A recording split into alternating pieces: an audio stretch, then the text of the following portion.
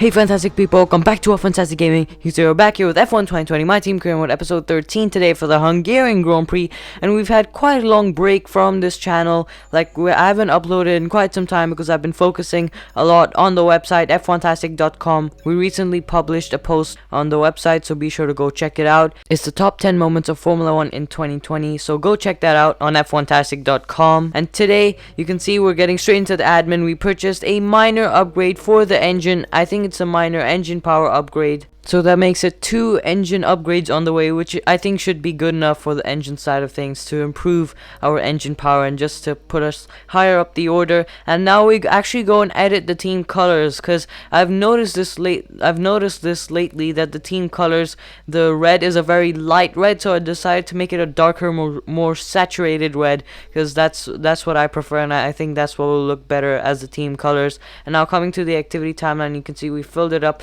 with some stuff for durability, chassis, and the vehicle PR filming for the public relations PR. And yeah, that's gonna help us with the claim. And now coming to the facilities, you can see that we have some cash. We have a good amount of money, about $3.3 million. So I was looking to maybe purchase a facility upgrade, and I decided to go for a fitness center upgrade. And you can see that now as we forward through time, the durability upgrade has come in and the fitness center upgrade has come in as well. Okay, we've had the new parts come through from the fabrication process. We'll have them with us for the next Grand Prix. So the upgrades have come through as Carl told us and as we saw in the activity timeline, and you can see that the morale is actually poor. So our department morale is poor, which is not good if we want to get some upgrades. But now we might towards another facility upgrade, because we have $2.5 million, which is enough cash to get another facility upgrade. So I think we're gonna go for the build time upgrade so that our aero upgrades come in faster, so we can get more upgrades in lesser time. We're just gonna go through some final checks before going to the race weekend. And as we head to the race weekend, you can see after practice we've got a huge amount of resource points, good acclaim boost for both me and Jordan King, which puts us up an acclaim level in terms of the team acclaim. I'm pretty sure, yeah, we're up to acclaim level 12 now, which is good for us. And now coming to the workstation just before qualifying, we're gonna enter the workstation and check out some messages from Jeff, because Jeff, he's pretty helpful sometimes, you know, like in this message he's telling us to keep that rhythm going. In the third sector, especially in the Hungaroring, you need to keep a good rhythm, stick to the racing line, and don't be too pushy, because if you run wide, then you could mess up and you could just lose a huge amount of time. And now let's head to qualifying.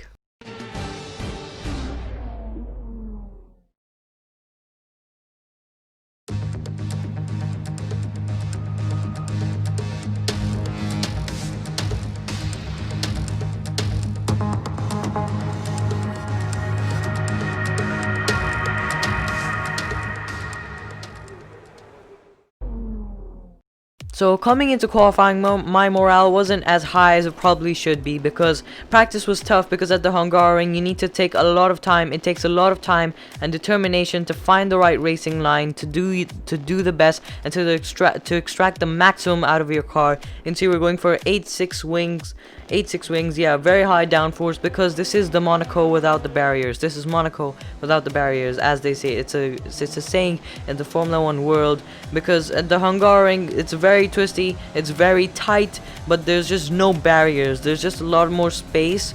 Otherwise it's very difficult circuit, and yeah, it's a very high downforce circuit.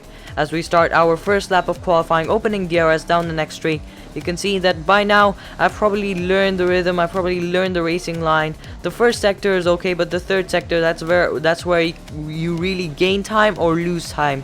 Is the most important sector of this track. And yeah, it's just really important that you do well, that you do your best, and that you learn the racing line in the practice sessions. And that's why I always do the practice sessions, I just don't show them in the videos. As we come across the line, we set an okay lap time, doesn't get us really high. I know we can do better, but that's just a banker lap to start this qualifying session. And yeah, it should be good enough for now, but we're gonna go out on another fresh set of soft tires. You can see I'm checking out the lap times just to see what my benchmark should be, where I should improve. And yeah, I'm just seeing the lap times and just checking that we have the right tires on so that we can go out and maximize the potential of this car. And we're starting our second lap of qualifying now, opening DRS. You can see we didn't get the best exit off the final corner, but that's okay. We should be able to gain it in the first sector. You can see as we come down straight, we do a little bit better, braking hard for turn 1, opening DRS on the exit and getting hard on the power.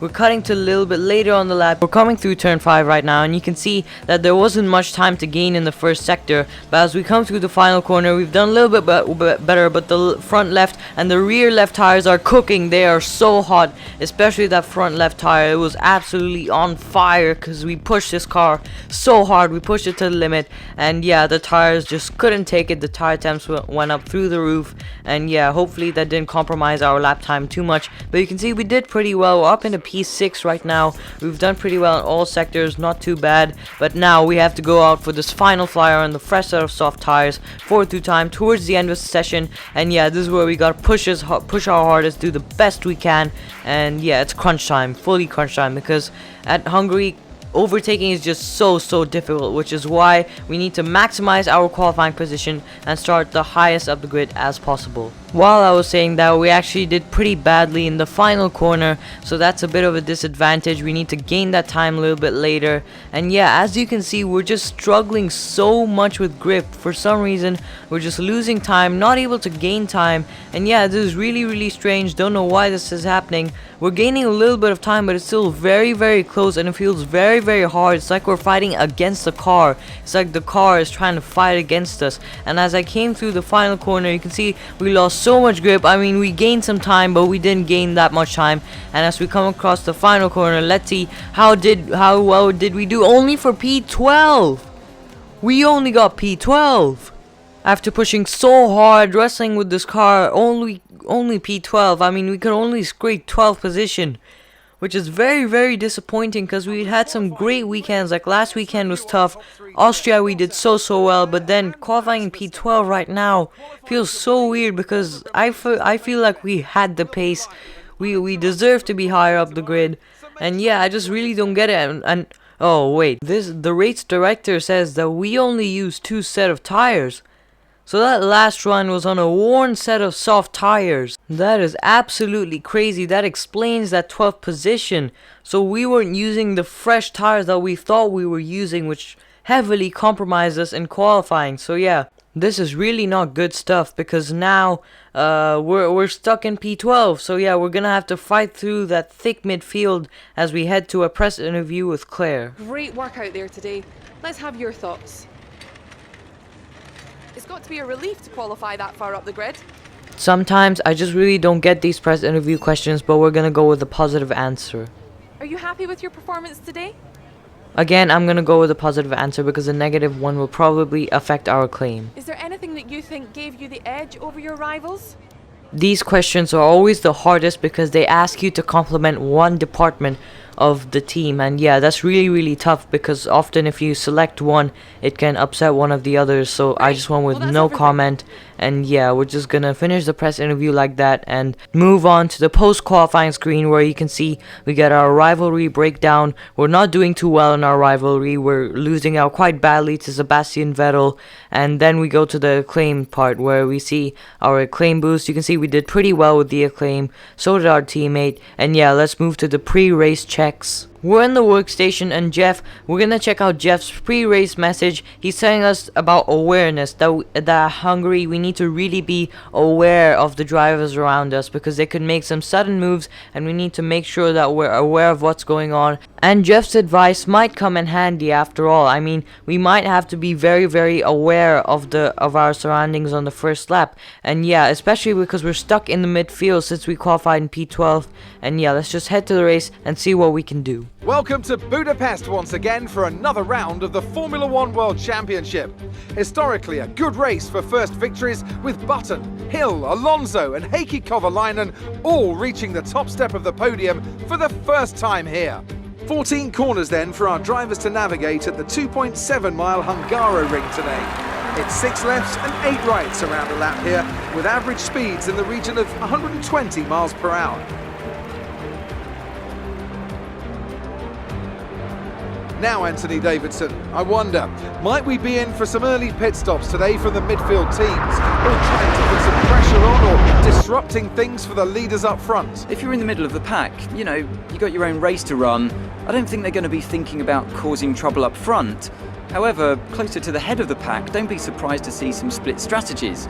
If you're running second and third, for example, bringing one car in for an undercut while leaving the other one out there longer can put a lot of pressure on the leader and maybe force them into an error. Let's run you through the driver grid order for today's exciting race. Valtteri Bottas lines up on pole position, and it's Charles Leclerc in P2. Looking down the rest of the grid, we have Verstappen, Albon, Lewis Hamilton, and Vettel, Sainz, Perez, Stroll, and Daniel Ricciardo, Gasly, Falcon, Daniel Kvyat, and Ocon, Norris, Grosjean, Kevin Magnussen, and Antonio Giovinazzi, Raikkonen, King, Russell, and Nicholas Latifi. It's almost time for the lights to go out, so let's head down to the track and get this Grand Prix underway.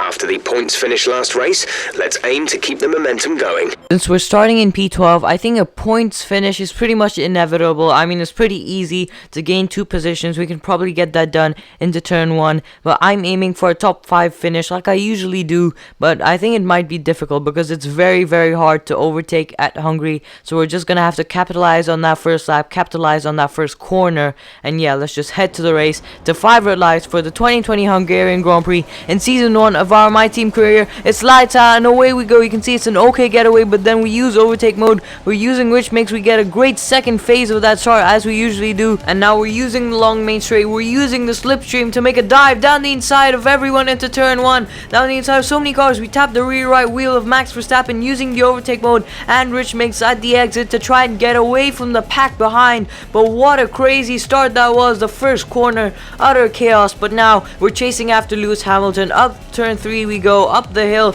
We're gonna have to capitalize on this first lap, capitalize on how the field is so bunched up, and even though we're already in P5, which is amazing, we have to try and get higher up the grid because I'm feeling the pace right now. I'm feeling fast, but then the dirty air really kicked in that second sector and that third sector as we struggle through the final corner. You can see the dirty air is really bad. We're coming across the line to start the second lap of this race. We've been using a lot of overtake mode. We've been sticking to Rich Mix, and now we still have a chance to catch Lewis Hamilton, but as you could see, Sebastian Vettel is creeping up on us behind, so we might have to defend and attack at the same time. So we might have to defend from Sebastian Vettel while trying to attack Lewis Hamilton. So yeah, this is going to be a really hard job that we have. We have to keep up with Lewis Hamilton, but we have to try and extend the gap behind, and you can see that that's exactly what we've done. We've actually managed to keep up with Lewis Hamilton, but the gap behind has been going up. But now in the second half of the second sector, going through to the third sector, the dirty air is really killing me. So you can see this is kind of our Achilles heel. This is where we're losing time because the dirty air really kicks in and it's not helping at all. As we move on to lap number 3, DRS is enabled, but we won't be able to use it because we've lost the time ahead to Lewis Hamilton because of that last sector. That last sector we were doing so poorly because of the dirty air. We just didn't have enough grip to combat that dirty air, so we've lost DRS. We haven't got DRS for this lap, and hopefully during this lap we have to catch up to Lewis Hamilton while maintaining that gap behind the Sebastian Vettel. But you can see we've been pretty unsuccessful. It's a red lap. So now the gap ahead is around 2 seconds and the gap behind is around 1.3 seconds. So that means we're in no man's land because there's a considerable gap behind and there's a huge increasing gap ahead. So all we need to do right now is just stay ahead of the cars behind and just maintain our tires, make sure not to lose time. And yeah, I don't think we'll be able to gain time on the cars ahead. I can clearly see that they're much faster than me. They're really fast, especially Lewis Hamilton, who's all over the rear end of Alex Albon. So yeah, we just need to keep our head down, stay focused, and don't make mistakes as we move on to the end of lap number 5, because we're coming into the pits a lap early, because we were supposed to come in at the end of lap number 6 because that's when the pit window opens. Well, we came in a lap early because we've been struggling on our tires. We've lost a little bit of time to Sebastian Vettel, who is behind us. You can see there are around 4 cars who have come into the pits behind us because they're struggling with their tires as well. So yeah, the tire wear is really bad here at Hungary, and we come out of the pit box. It's a bit of a slow stop, but you can see that Max Verstappen is behind us instead of Sebastian Vettel. That's very, very weird because you can. So we go to the replay cameras and you can see Sebastian Vettel gets his front wing changed, which is very, very surprising. I didn't even notice that he had wing damage, so that's probably why he hasn't overtaken us yet. That's probably why there was a good 1 second gap behind to him, because he had damage, so he had to get his front wing replaced, and he comes out of the pits far behind us, so he's out of the way. But that means he's unleashed Max Verstappen. Max Verstappen's not being held up anymore, and the Red Bull can chase after us, which is not good news, because if you've seen previous episodes of this My Team career, you would know that Max Verstappen has a lot of pace. He can be very, very fast and very hard to beat. He can go on to win races sometimes, but this time we're against Max Verstappen, down in P15 right now because of the pit stop window, but later on that will go up to around P5, P6. But yeah, as I was saying, we need to defend from Verstappen, because in one lap he has gained a whole second on us. I mean, when we came out of the pits at the end of the beginning of lap number 6, he was around 2.3 seconds behind us, but now he's only a second behind us, and you can see that we're getting held up by traffic now. Nicholas Latifi is holding us up through the second sector, and you can see as we come to this corner, we nearly hit him in the rear end because he's going so slow. I'm getting really restless behind this Williams now, so I make this dive down the inside, but that could be costly because that was a huge hold up there. He was really holding me up, and yeah, that was not good for us, because especially in that second sector, getting held up like that is really bad for you. As our teammate Jordan King goes into the pits, he's far behind us, a whole pit stop behind us, which is not good. But yeah, that's just how it is. But you can see that Verstappen's only 5 tenths behind us now, because Nicholas Latifi held us up so much as we go into hyperdrive. We're in lap number 8 right now. You can see that Verstappen couldn't make a move on us yet, but he's so close behind, which is super risky right now, because I mean, if he overtakes us, then we could lose P6 as well, because behind him is Carlos Sainz, and Carlos Sainz is extremely fast, as we've seen from the previous episode. He did really well in the last couple of laps. He managed to overtake Max Verstappen, and he nearly overtook us, so we need to be very careful. But Romain Grosjean is out of the session. He has an engine failure. You can see there's smoke coming out of his engine. Yeah, just a random engine failure for Romain Grosjean. He stopped at the side of the track. I don't think there will be a safety car for that, but DRS has failed for us. That is not a good thing. DRS has failed, which could be a problem, because I mean, if Verstappen overtakes us, then we might need DRS to re-overtake him and claim back the position, but we won't have that because DRS has failed for us. Not a good thing, but yeah, that is how it is.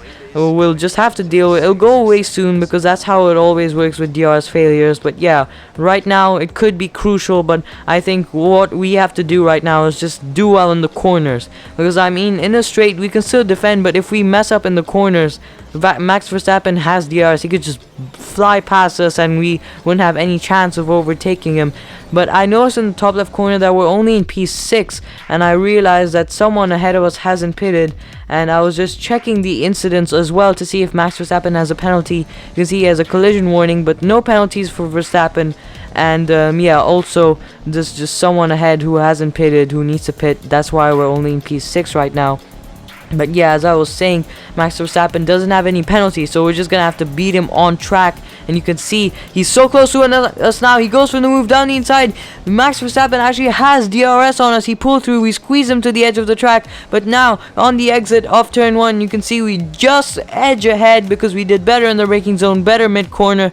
But that was so close. I didn't even realize that he was actually going for that move, so I tried to block him, but still he actually pulled through, and he actually did a lot better than I expected. So this is it, folks. This is where Max Verstappen begins his attack on us. He's trying to attack us for this position.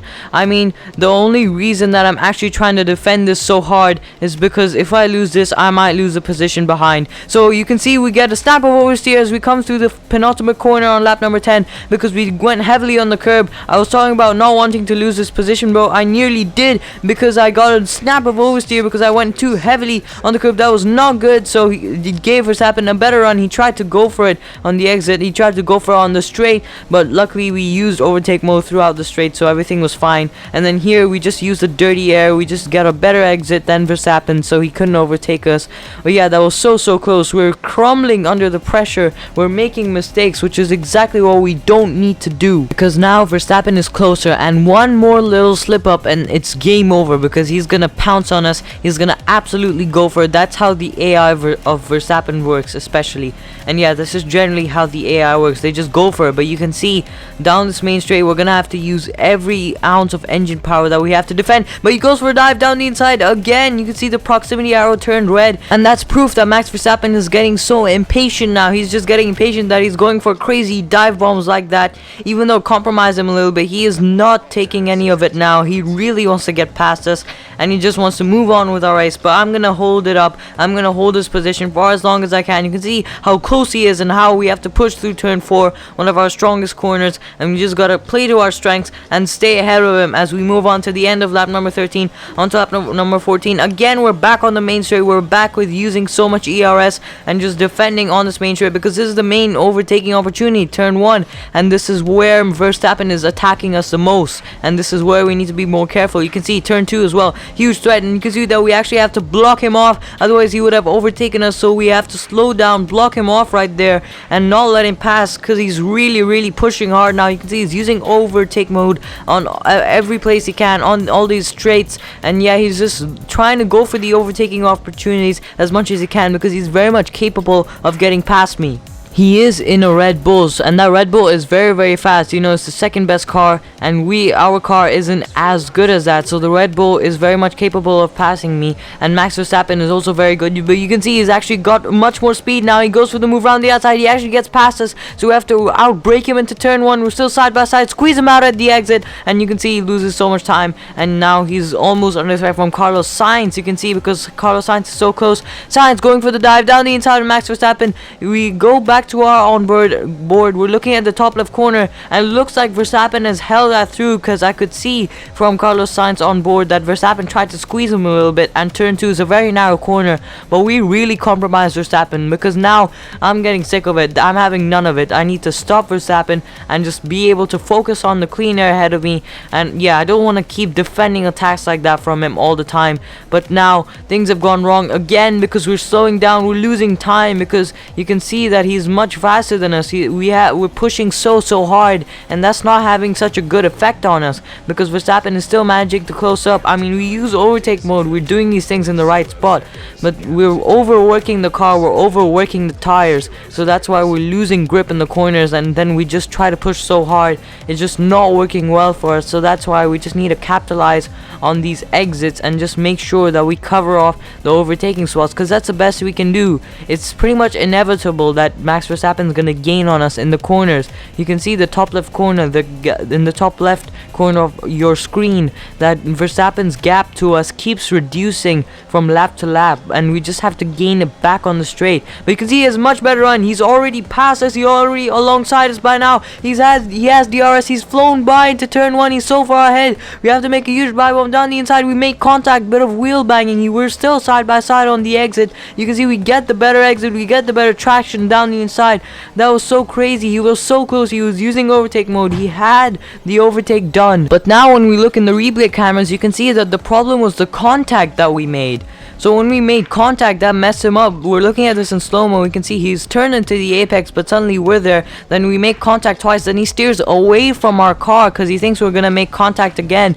And then he loses time. So it's actually not really our fault. We were just making a fair overtake. It's just that he didn't realize we were there. He didn't anticipate that. And then he actually turned away because he thought that we were going to hit him again. So that's not good for him. But now we're actually on the penultimate lap of this race, going on to the final lap of this race. And we've come so far now. Now this is it. He goes for the move on the final lap of the race. This is his last chance to overtake us. So that's why we squeeze him out mid-apex and we just don't leave him any room. And then we nail that exit. I think we did really well in that exit. And we forced him back into Carlos Sainz. Now Carlos Sainz is attacking him. So we've just done such a great move on the final lap of this race. Could this be the move that saved our race? Maybe not, because Verstappen might go for an overtake again. You can see from the proximity arrows before that they turned red. That means he actually tried to go for a move down into turn 4. because he got a better run up the hill, but that was so crazy. He went for it still on the final lap. You can see we're just barely holding out. He was still going for it, but this is where we have to work the magic, otherwise it might be race over for us. I mean, we've worked so hard to stay ahead of Max Verstappen. We've worked so hard to maintain this P5, but we may lose it all as Valtteri Bottas wins the race. He wins another race in season 1 of our My Team career, and we're coming through the third last corner. We're on to the penultimate corner. This is where we need to hold out, because this is where we can't lose out. You can see we're going so slow because we're in lean mix. We're going much slower than the other cars. We're not using any overtake mode, but we're coming through the final corner. On the final lap, you can see where Verstappen tries to take a different line. He tries to save P5 for himself, but we save it. We come ahead. Wow, what a race. I think that was crazy. So crazy. We got driver of the day. We definitely deserve that. That was an absolutely crazy race, but yeah, it worked very well and we managed to hold out. It's a performance to be proud of today from our Hungarian Grand Prix winners. So Anthony, what made the difference out there today? I think a large part of the result comes down to temperament. They were able to keep their heads when everyone around them was losing theirs, and that's allowed them to get the best out of the car, to maximise the strategy and to stay out of trouble. After an excellent performance at the Grand Prix, I'm sure there'll be plenty of celebrations tonight amongst the Mercedes team, and they certainly deserve it.